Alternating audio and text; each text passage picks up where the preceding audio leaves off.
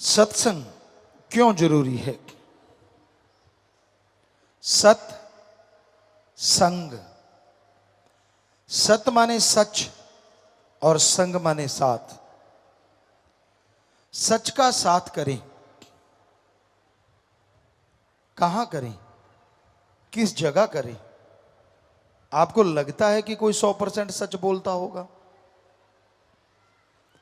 इस घोर कलयुग में 100% तो दूर, अगर 50% भी बोले तो भी अच्छा इंसान, और 80-90 तो बहुत ही अच्छा, और 100 बोले तो फिर कहना ही क्या। बात ये आती है फिर किस पे यकीन किया जाए। हर कोई कहता है कि मैं सच बोलता हूं, हर कोई कहता है कि मैं सही हूं, हर कोई कहता है कि मैं ही ठीक हूं, बाकी सारी दुनिया गलत। फिर किस सच पे यकीन करें, किस सच का संग करें? तो एक ऐसा सच है जो कभी बदलता नहीं, एक ऐसा सच है जो आद काल से चला है, चल रहा है, चलता रहेगा, वो कभी झूठा हुआ ही नहीं। ऐसा सच जो उस सच से जुड़ जाया करते हैं, वो तमाम जिंदगी खुशियां हासिल करते हैं और मरणों उपरांत आवागमन से आजाद होके मोक्ष मुक्ति हासिल करते हैं। तो ऐसा सच एक ही है, और वो है ओम, अल्लाह, वाहिगुरु, गॉड, खुदा, राम। वो सच है, पर उसका संग कैसे करें? आप उसका संग करें ना करें, वो आपका संग हमेशा करता है।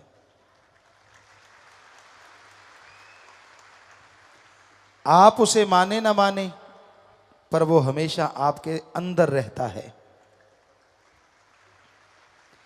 कई लोग पूछते हैं कि आदमी जब गुनाह करता है, बुरे कर्म करता है, क्या मालिक तब भी अंदर होता है? अगर होता है तो रोकता क्यों नहीं? कौन कहता है कि मालिक रोकता नहीं?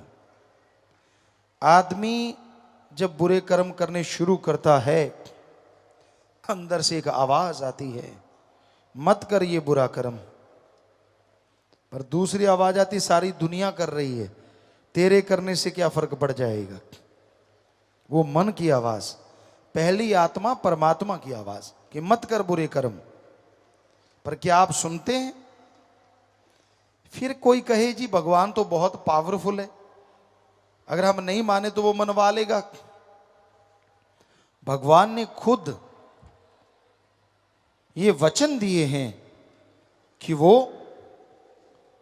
प्रत्यक्ष इस त्रिलोकी में किसी को नहीं रोकेगा। हां, वो अपने संत भेजेगा, अपने पीर पैगंबर महापुरुष भेजेगा, अपने अवतार भेजेगा। जो कोई उनकी बात को सुन के अमल करेगा, उन्हें चमत्कार नजर आएंगे, खुशियां मिलेंगी, लज्जतें आएंगी। तो इंसान अपने संत गुरु पीर फकीर के वचनों को माने, अपने स्वार्थ सिद्धि के लिए उनको तोड़ मरोड़ के पेश ना करे। लोगों ने काम अपना निकालना होता है और ठप्पा संतों से लगवाना चाहते हैं।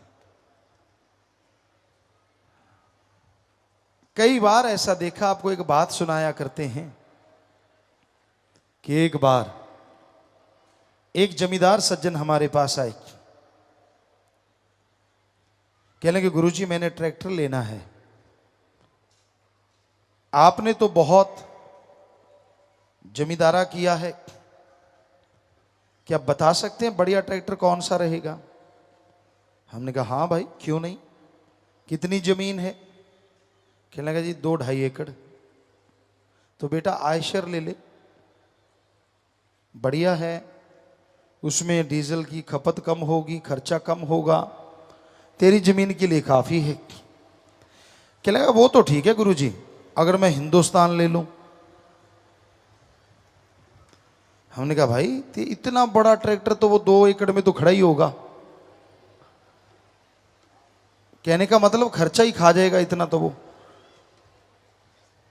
आयशा ठीक है, कहता जी बिल्कुल सही बात आपने कही, पर मेरा दिल करता मैं तो हिंदुस्तान ले लूं, कैसा रहेगा। हमने कहा तेरी मर्जी।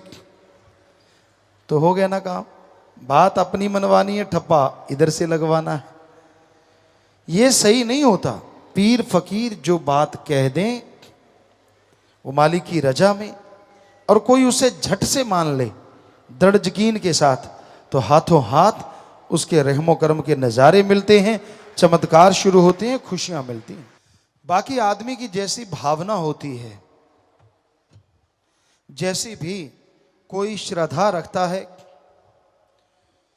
फल तो उसे वैसा ही मिलता है।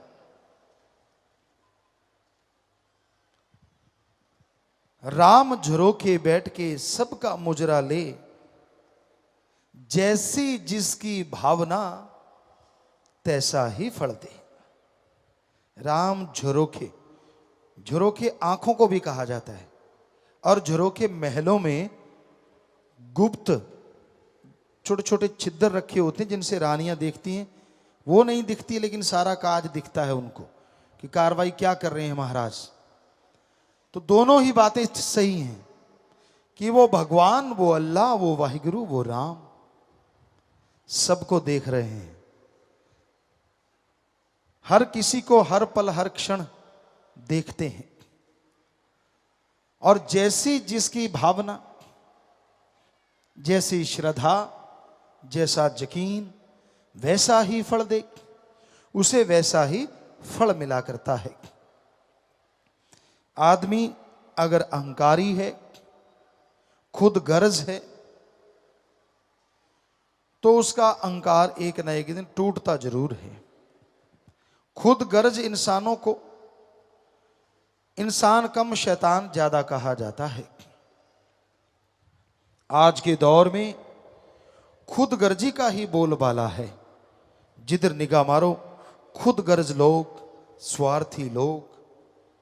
आपको नमस्कार भी कर दी तो समझ लो उसके पीछे कोई ना कोई गर्ज होगी। आपको प्यार के 2 मीठे बोल बोल दिए, सिवाय प्रेमी जन के, सिवाय मालिक के प्यारों के, और किसी ने अगर ऐसा किया है तो यकीन मानो कोई ना कोई गड़बड़ जरूर है। या तो आपकी राज पहुंच है, लोग आपको अनजाने में आके नमस्कार कर देते, जानते भी नहीं फिर भी करते हैं। या आप बड़े ऑफिसर हैं, मौके के ऑफिसर, लोग आपको नमस्कार करते हैं क्योंकि आपसे कोई काम लेना होगा। या आप कोई बड़ा ओहदा रखते हैं समाज में, या जमीन जायदाद आपके पास बहुत पैसा है, या बहन बेटी बहू कोई आपकी सुंदर है। बुरा ना मानना, सच हमें कहना पड़ता है, और फकीर सच नहीं कहेगा तो कौन कहेगा। इन्हीं कारणों से लोग निकटता बढ़ाते हैं, पर सभी एक जैसे नहीं होते।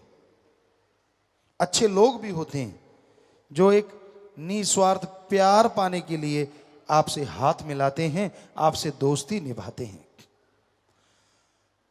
आप सोचें दोस्ती बढ़िया कौन सी होती है। दोस्त वो कभी अच्छा नहीं होता जो हां में हां मिलाता चला जाए। दोस्त अच्छा वो होता है जो आपकी कमियां आपके मुंह पे सुनाता जाए।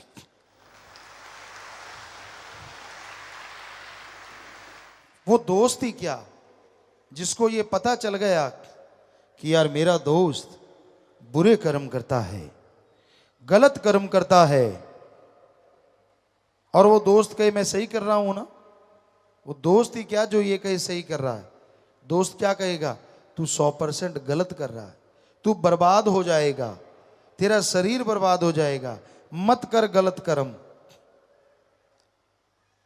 तो दोस्त इस संसार में एक ऐसा भी है जिसकी दोस्ती कभी टूटती नहीं और जो हर बात पे टोकता है, जो गलत आप करते हो, वो है सतगुरु अल्लाह वाहिगुरु राम।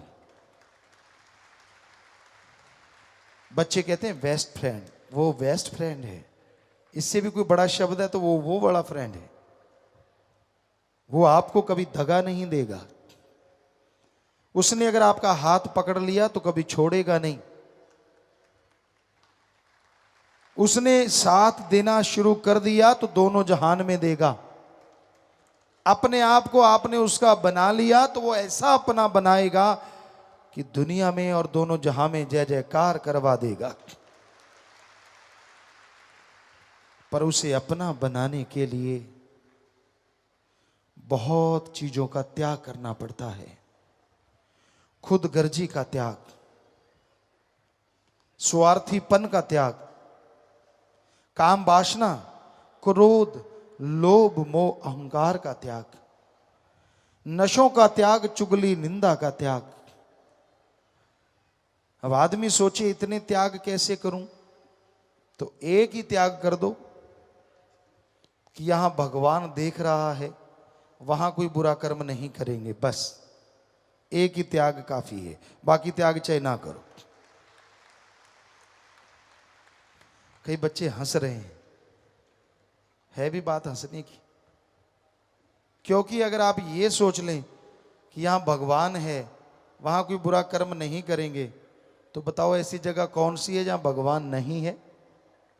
वो तो शरीर के अंदर है, शरीर के बाहर है, कण कण में, जर्रे जर्रे में। गॉड इज एवरीवेयर, हर जगह है वो। बताओ फिर बुरा कर्म करोगे कैसे? एक ही बात काफी है सब बुराइयां छुड़ाने के लिए। तो सत्संग में जिस तरह स्कूल कॉलेज में जीवों को समझाया जाता है, बच्चों को पढ़ाया लिखाया जाता है, सत्संग में वैसे ही समझाया जाता है। बेटा मत कर बुरे कर्म। अब तो दुलतियां झाड़ रहा है, छलांगे लगा रहा है। जब लेने का देना पड़ा ना, तब रोएगा, चिल्लाएगा, ये मेरे साथ ऐसा क्यों हो रहा है।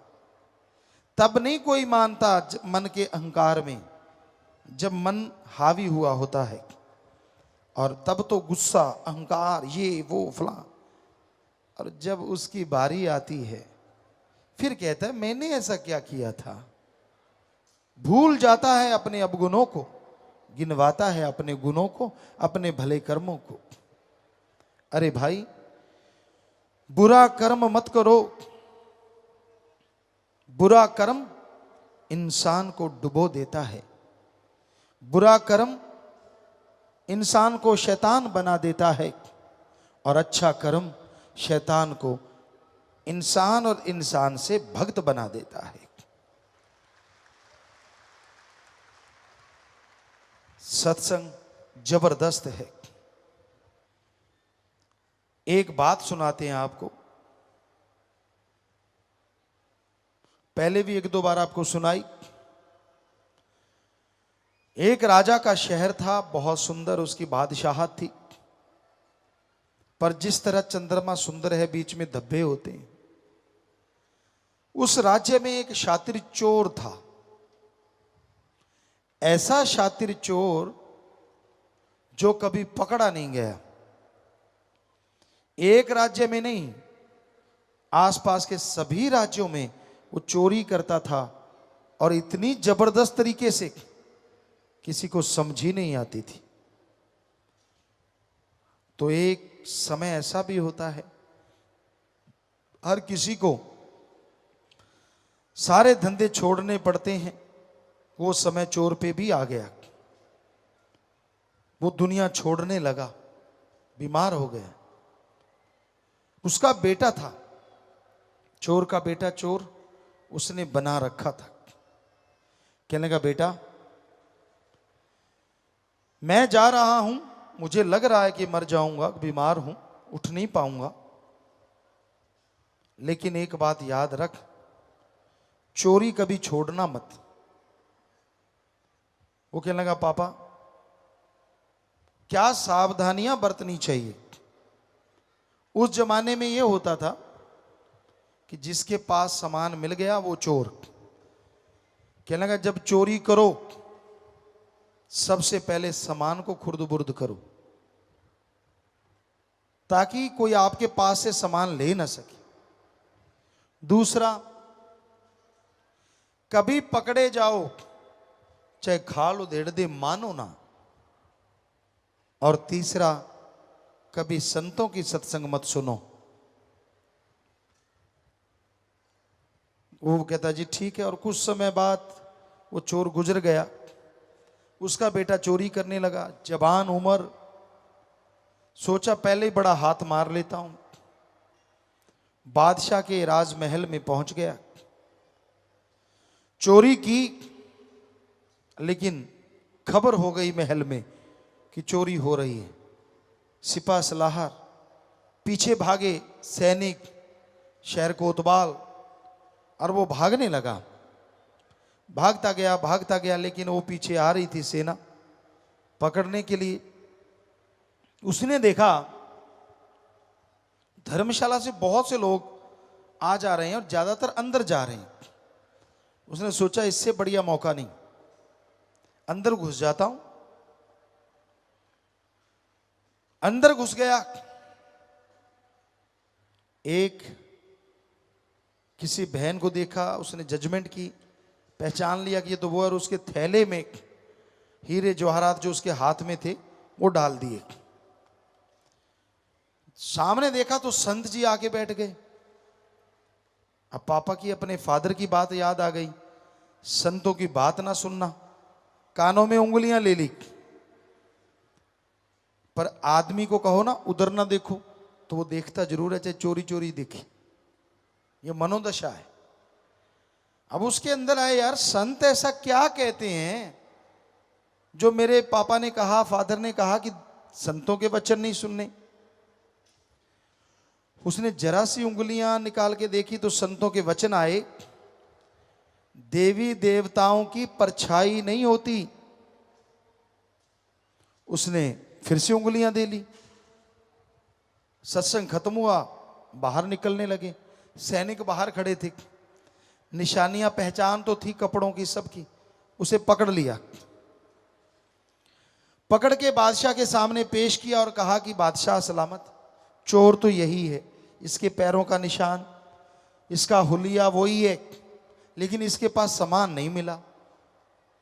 बादशाह कहता मनाओ, पिटाई की, जो भी उस समय तरीके थे सब आजमा लिए, चोर नहीं माना। जासूस होते थे उस समय में। एक औरत कहने लगी, बादशाह अगर आप मेरे अकॉर्डिंग चलो, मुझे हुक्म दे दो तो मैं इस चोर से चोरी निकलवा लूं। बादशाह कहने लगा तू देख ले भाई। और उधर जेल खाने में वो चोर बैठा है, सोच रहा है यार संतों ने कोई बुरी बात तो कही नहीं, उन्होंने तो कहा देवी देवताओं की परछाई नहीं होती। अचानक क्या देखता है कि दूर जो गेट था उसके पहरेदार धम से गिरे, गेट खुल गया, दूसरा गेट खुला, तीसरा खुला, जितने गेट थे खुलते चले गए। पहरेदार बेहोश, कोई उसकी तरफ आ रहा था, वो डर गया ये क्या हो रहा है।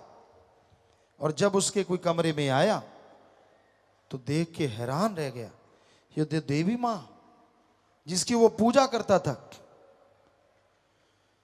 तो वो तड़प उठा, चरणों में गिर गया, रोने लगा, आंसू बहने लगे। देवी मां ने उसे उठाया,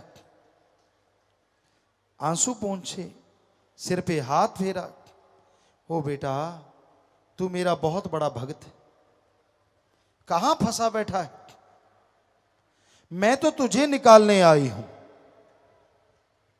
और रोने लगा चोर, मां मेरे लिए आप यहां आई।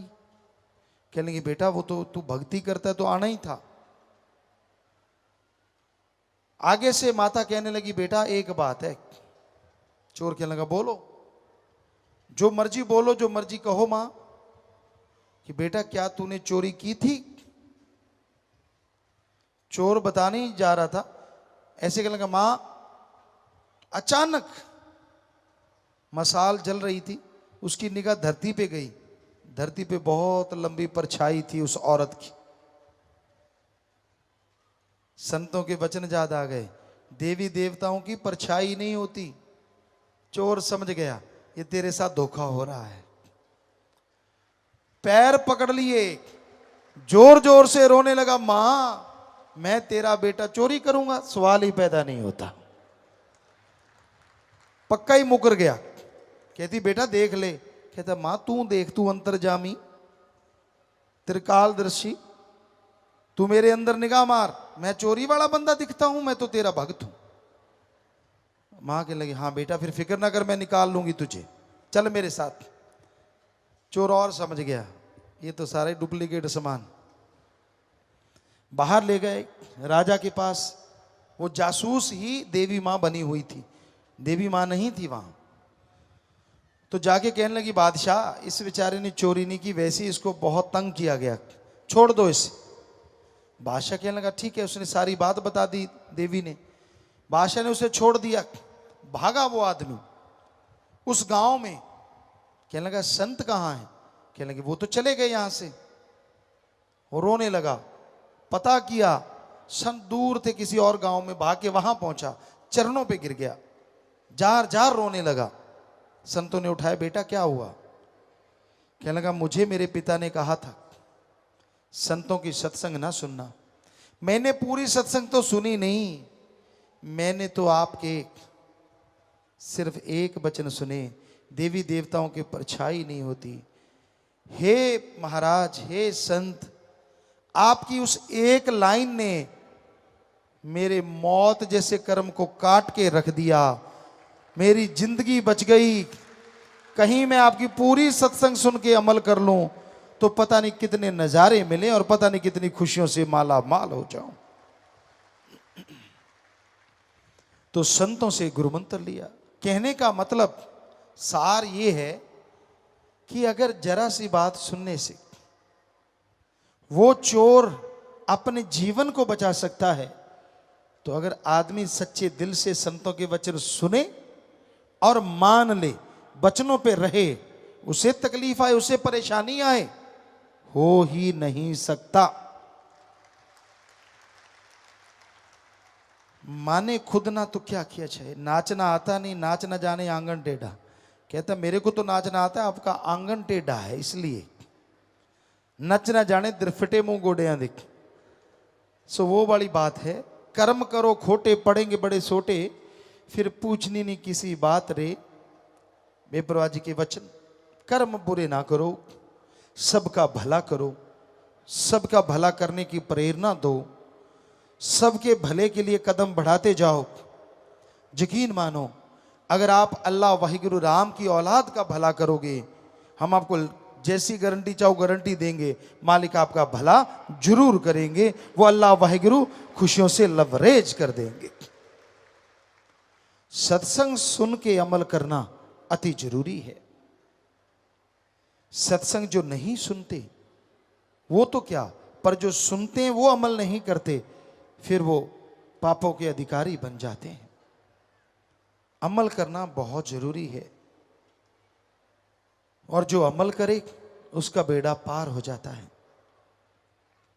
सोहबत, संग, चोर का करोगे तो चोरी करना सीखोगे, जुआरी का करोगे तो जुआ खेलने की लत पड़ेगी, शराबी का करोगे तो कहीं ना कहीं पैग मारने लग जाओगे, निंदा चुगली वाले का संग करोगे तो हां में हां जरूर मिलाओगे और पापों के अधिकारी बन जाओगे। इसलिए अच्छी संग करो, संतों की, फकीरों की, अच्छे नेक लोगों की। अगर पास अग्नि के बैठोगे जाकर तो उठोगे एक दिन कपड़े जलाकर। अगर पास अग्नि के बैठोगे जाकर तो उठोगे एक दिन कपड़े जलाकर। अगर पास फूलों के बैठोगे जाकर तो उठोगे कपड़ों में खुशबू बसाकर, उठोगे कपड़ों में खुशबू बसाकर। अगर आप आग के पास बैठ जाते हैं और आपके कपड़े हवा से उड़ते हैं और वो उड़ के आग पे लग जाते हैं, वो आग आपके कपड़ों को जला देगी। किसी और दिन आप फूलों के ढेर के पास बैठे हैं, कपड़े उड़ते हैं, वो फूलों पे लग जाते हैं। फूलों ने क्या करना है? कपड़ों में खुशबू भर देनी है। तो अगर बुराई का संग करोगे, बुरे लोगों की सोहबत करोगे, तो सारी जिंदगी खुशियां, चैन, आनंद जल के राख हो जाएगा। और अगर भले पुरुषों का संग करोगे, नेकी का संग करोगे और संत पीर फकीर की बात को मान के चलोगे, तो यकीन मानो आपकी जिंदगी नहीं, आपकी कुलें महक जाएंगी, कुलों में खुशियों का संचार हो जाएगा। तो मानना मर्जी आपकी, बताना फर्ज हमारा। संत फकीर तो विनती करते रहते हैं, जो सुन के मान लेते हैं उनका बेड़ा पार हो जाता है। तो बुरी सोहबत कभी ना करो, क्योंकि आदमी को सोहबत संग ही मारता है, और सत्संग तो सर्वोत्तम संग है। जिन्होंने सत्संग किया वो तमाम जिंदगी खुशियों के अधिकारी बन गए। जिन्होंने सत्संग किया उन्होंने परमपिता परमात्मा को पा लिया। अजी जिन्होंने सत्संग किया उन्होंने जन्मों जन्मों के पाप कर्मों को खत्म करके अपने रोगों का खात्मा कर लिया। अरे जिन्होंने सत्संग किया भगवान के साक्षात दर्शन करने के वो काबिल बन गए और खुशियों से लबरेज हो गए।